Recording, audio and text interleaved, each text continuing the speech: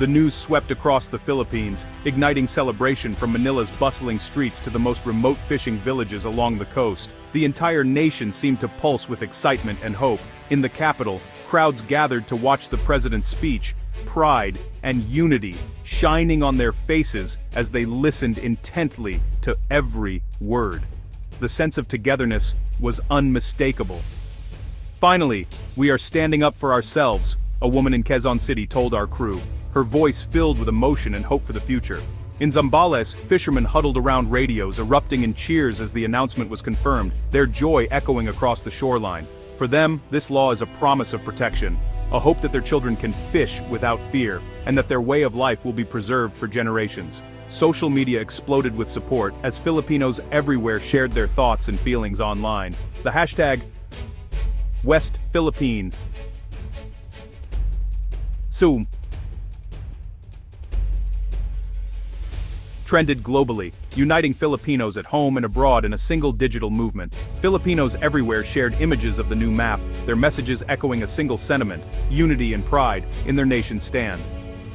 The national colors flooded news feeds, a digital wave of patriotism that swept across every platform. This issue transcends politics. It's about identity, heritage, and the future of the Filipino people. The Filipino people stand as one behind this historic act, their voices rising together in support. The West Philippine Sea is more than water. It's food, livelihood, and soul, woven into the fabric of daily life. The government's action has tapped into a deep well of national pride, inspiring citizens from all walks of life. From Makati's skyscrapers to Palawan's coastal huts, the message is the same: unity and determination. This is a fight for the Philippines, for its sovereignty and its people's future. And it's a fight the people are ready for, with courage and unwavering resolve. The outpouring of pride is a testament to the nation's connection to the sea, a bond that cannot be broken. The law has galvanized the public like few issues can, sparking conversations in every corner of the country. The unity is palpable from city to shore, as Filipinos everywhere celebrate together. The Filipino spirit is on full display, vibrant and unyielding. The nation is ready to defend what is rightfully theirs, standing strong in the face of any challenge. The world is witnessing a country united by purpose, determination, and hope for a better tomorrow. The Philippines stands together, undaunted and resolute, ready to shape its own destiny. The Maritime Zones Act is the Philippines' legal shield, a vital instrument crafted to protect the nation's interests at sea. It clearly defines territorial waters, the contiguous zone, and the exclusive economic zone, removing all ambiguity and confusion over maritime boundaries. This law gives the Coast Guard and Navy clear authority to act decisively against incursions, safeguarding the nation's maritime frontiers. For millions of Filipinos, the West Philippine Sea is a lifeline, providing food, income, and a sense of security for entire communities. Filipino fishermen, long harassed by foreign vessels, now have legal protection and renewed hope for their future. The act empowers authorities to enforce fishing laws, defend livelihoods, and ensure that resources are managed sustainably. It's also a defense of national identity. The sea is woven into Filipino culture, history, and the daily lives of its people. The law affirms that the Philippines will not cede its heritage or allow its legacy to be erased. Grounded in UNCLOS, the act stands in stark contrast to China's vague and sweeping claims over the region. The Philippines is using global rules, not force, to assert its rights and build international support. This is a strategic move for legitimacy, justice, and the rule of law in the international community. The act is about more than territory. It's about survival, dignity, and the promise of a secure future. The nation's future is tied to these waters, and generations depend on their protection. The law is a declaration. The Philippines will defend its sea, its people, and its enduring legacy for all time. The West Philippine Sea is the Philippines' lifeblood. Its rich fishing grounds feed millions and drive the economy. The sea's resources are vital for food security and energy independence. Reed Bank, within the Philippine EEZ, holds vast oil and gas reserves. Yet, Chinese intimidation has repeatedly halted exploration. Securing these resources is crucial for national security. The sea is also a cultural artery, connecting islands, shaping traditions, and inspiring pride. It's a living part of the nation's story. The West Philippine Sea is a critical global trade route. ensuring freedom of navigation benefits the world. By asserting its rights, the Philippines acts as a responsible steward of these waters. The stakes are high: food, energy, culture, and global stability. The fight is for more than territory. It's for the nation's future. The law is a stand for a rules-based order. The Philippines is defending not just itself, but the principle of international law. The West Philippine Sea is a modern David and Goliath story. Filipino fishermen in small wooden boats face China's massive maritime militia. They're chased from traditional grounds, their nets cut, their catches seized. "We are just trying to make a living," a fisherman from Masinloc told us.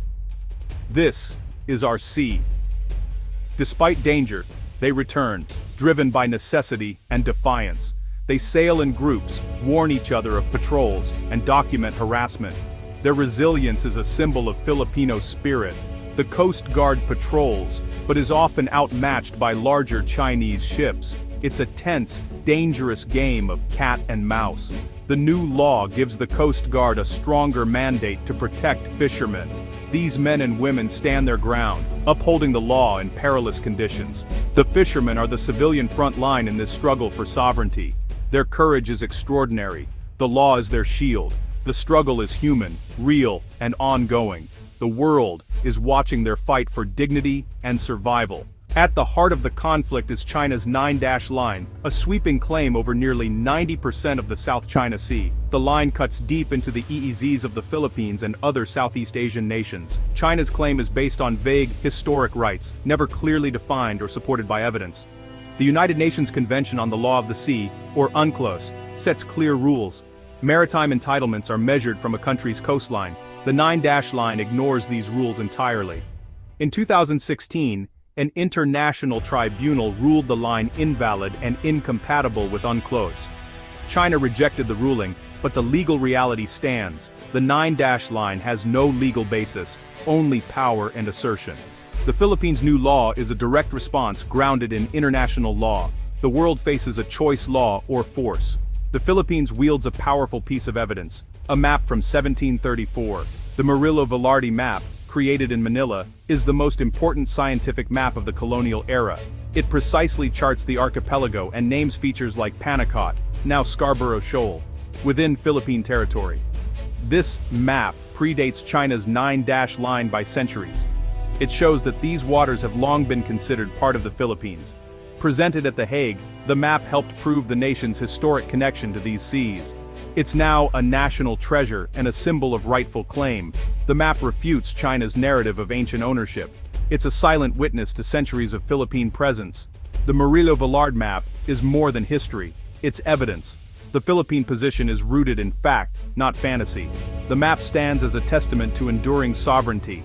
July 12, 2016, The Hague Tribunal delivers a landmark victory for the Philippines. The ruling China's 9-line has no legal basis. The tribunal found no evidence of China's historic rights within the line. It clarified that none of the Spratly Islands generate an EEZ and recognized Scarborough Shoal as a traditional fishing ground for all.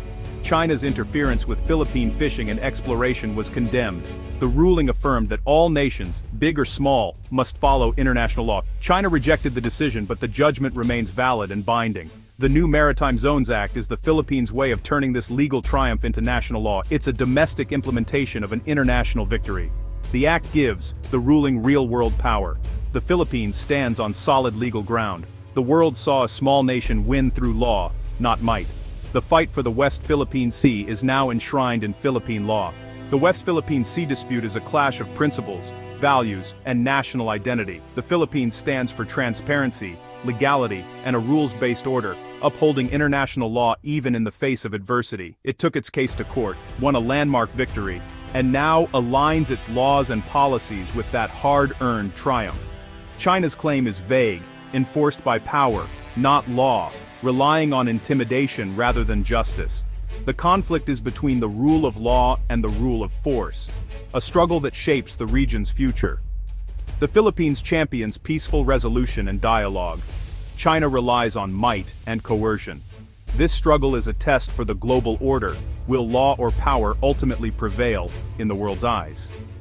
The nation's greatest asset is its spirit, the courage of fishermen who brave the waves, the resolve of the Coast Guard who defend the nation's waters, and the unity of its people, standing together in hope and determination.